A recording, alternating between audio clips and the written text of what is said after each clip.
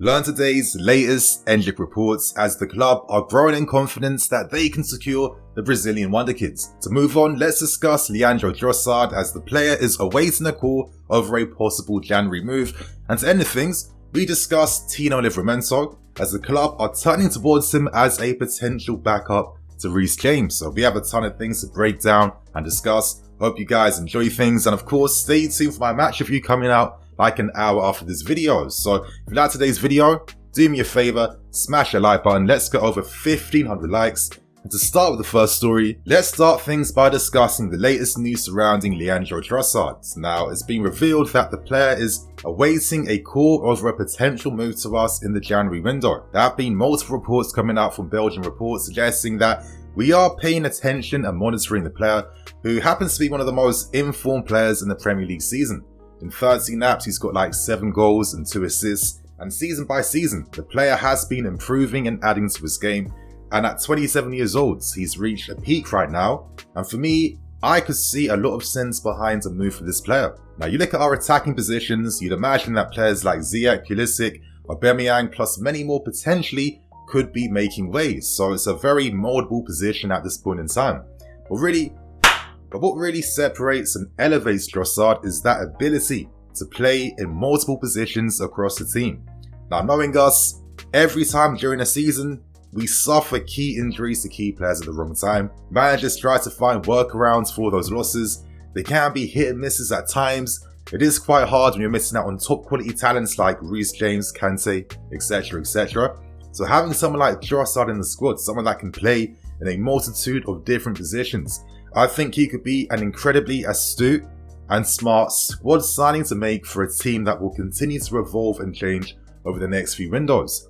Now, when you add to the fact too that his contract expires at the end of the season, it does mean that in January he can sign pre-contract agreements, so it's no surprise why his agent will be keeping his line open over any possible interest away from Brighton. Technically, we could sign him in January if we offer a little bit of money. It wouldn't cost that much because he has like nearly 6 months left of his existing deal, and knowing the fact that we have Champions League football and that he's a player that in the short term could really help our efforts to make sure that we could secure CL football this season. That is the key thing here, yeah? You need Champions League football to attract the top talents and the best players. We can't afford to have any of our future transfer strategy plans, put to a halt because we don't get Champions League football. So, I'm imagining players will leave in Jan.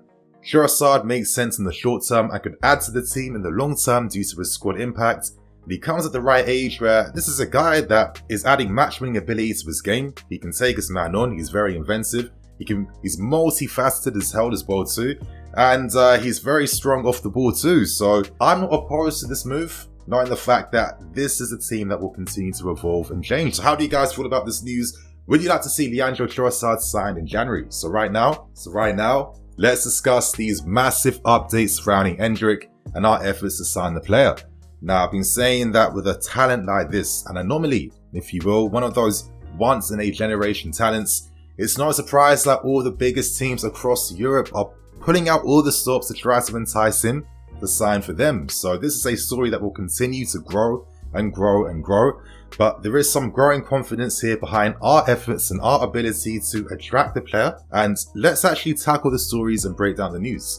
We start with things, and let's talk about Thiago Silva and Chelsea, because we've hosted Endrick, his dad, and some of his team already at Cobham and introduced them all to Thiago Silva. I like that Silva is acting as that ambassador to entice Endrick to sign.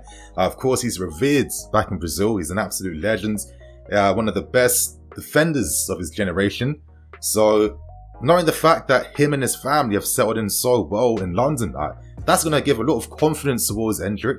And knowing the fact that you're selling the quality of the Premier League as well too, I think that Thiago Silva here could definitely play a massive factor in helping us capturing the player. We do know that Endrick's dad, Douglas, has his son's best interests at heart. He doesn't care about the reputation of the club. He only cares about who can offer his son the very best possible pathway and possible project to help him achieve his potential, which for me is what a responsible dad should be doing in this situation. So massive credit to him. We know that Thiago Silva produces masterclasses on the field.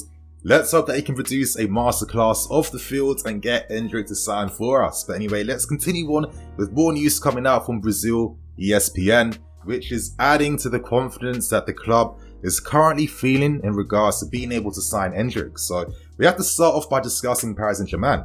They've been the first club to place a bid, and that was swiftly rejected. They placed a €45 million bid to sign Endrick. They've said no to that, but Paris Saint-Germain of course will continue, and they're more than open to matching the 60 million release clause that Palmeiras want, which is around like £52 million. So they've got Neymar currently acting as their very own ambassador to try to entice Endrick to move towards them. But on a personal one, I've always kind of felt like just the league quality in Ligue 1 just isn't of the highest level to necessarily always attract the very best players unless they're offering them ridiculous finances. And before I move on, let me add a little bit of context in regards to Endrick's release clause. Now, clubs don't necessarily have to pay the full amount. Palmeiras are more than open to a base fee plus add-ons, of course, on top that will accumulate to around that 60 million marks. So I guess that makes things even more favourable for clubs, and that's going to attract them to make even more offers. So now let's turn things back to ourselves, and there was one very particular extract in the article which was of particular interest, and that was the fact that they suggested that Endrick is more enticed to move into the Premier League to further and continue his career.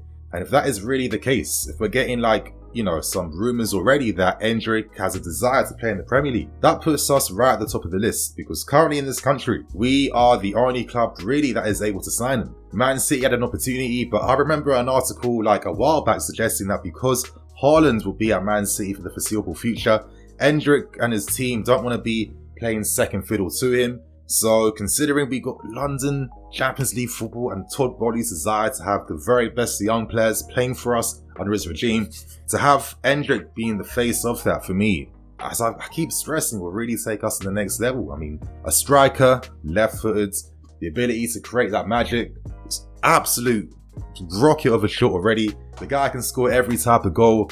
He's physically ready. I mean, I'm loving the ambition we're showing, and it feels like with the new regime, we have maybe like a new edge now when it comes to being able to attract players, which is, for me, very exciting. To be honest, if you have like really strong sporting ambitions, currently the Premier League is probably the best league in terms of pure competition and difficulty, where you're really challenging and testing yourself, and it's a league that will continue to grow and attract even more quality players to that league. So it does make sense to really strongly consider moving to the Premier League, where not only will your financial desires be met tenfold, but you're also really playing the very best football at the highest level you can. So how do you guys feel about these updates? Are you feeling more optimistic that we can secure something? And now let's end things with the final report, and let's discuss Tino Livramento. Now, this story has been released by Simon Phillips, and I'm definitely going to be crediting him for this because, he does have a lot of sources behind the scenes. A lot of times he's revealing things very early, which is of course then getting confirmed later on. And I'll be honest with you, sometimes when I'm hearing things as well too. So for me, I got full faith and trust in the reports he puts out. Obviously, credit to him and his team for being able to build something like this. It's quite cool. But let's discuss his report, and he's suggesting that the club are currently looking at Tino Livramento in a possible recall move, because we know that he has this buyout clause which can be exercised at the end of the season. It's set at around €40 million, and currently we need some strong competition for Reece James, because he won't be able to play week in, week out every single game. We've seen for the past few seasons when Reece James is out of the team, the performance levels drop. I mean, this guy is so complete, defensively, offensively, creatively as well too. We can't afford to go down a level when he's not available. And for me, Livramento just makes a lot of sense to sign as a competition figure in the squad, because listen, you need squads these days in the Premier League because the quality really is that high, and there's plenty of game time and minutes for Livramento to be able to play and still develop. I'll always think that it was really crazy that we even let this guy go for literally nothing. I mean, the manner in which we let him go as well too. He had some concerns about signing a new contract because the club weren't really offering a strong pathway into the first team. Just being pushed out on loan isn't good enough if you want to maximize your potential. And, Livramento is one of the most promising fullbacks, wingbacks in the youth game across Europe. So it's not good enough that the club weren't originally doing the most to try to entice him to remain and of course consider Chelsea Football Club. And when he's not signing in a deal, and then you're then telling the player, okay, pre-season you can't train with the first team, you're training with the under 18s or under 16s. You're just confirming why the player, and most importantly his parents and team, didn't have faith in remaining at the club. So it only made sense that he made the move. We cashed in ridiculously cheap. I'm still a bit annoyed that Tuchel didn't really push to have him more in the first team, but I guess he has more like short-term ambitions, which is, listen, more than enough credit. But I felt like we've missed out on a quality option we could have turned to, considering that, you know, over the past few seasons we've used midfield players and we've used wingers as wingbacks when we had a natural wingback already that could have made the step up, and we saw what he did last season playing for Southampton. So of course he's only now recovering back from his injury. There could be some fears that he might be injury prone, but to be honest, you guys, I mean, if you look at most players, they've all picked up a pretty bad injury during the early stages of their career, and it hasn't defined them. You know, if he was to break down again and again and again, I would get that, but let's have a bit more faith here. And I do think that in terms of the player that already knows the club, understands the role, and can really just add and improve to the team. Personally, I would like Livramento. I mean, I like when teams have different solutions and positions. You know, let's say certain games, you want to use Reece James as your right-sided centre-back to push further forward. You've got Livramento there, who can add something different with his attacking forays in the final third.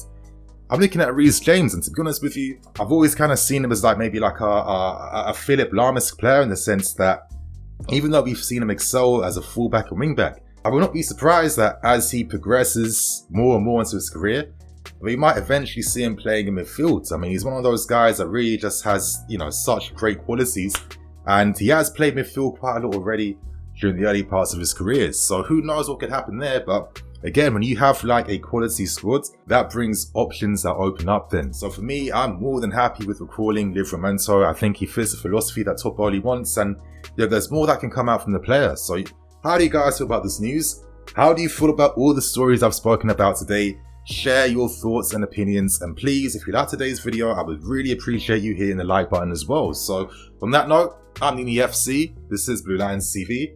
I'll catch you guys later with some more videos. Cool.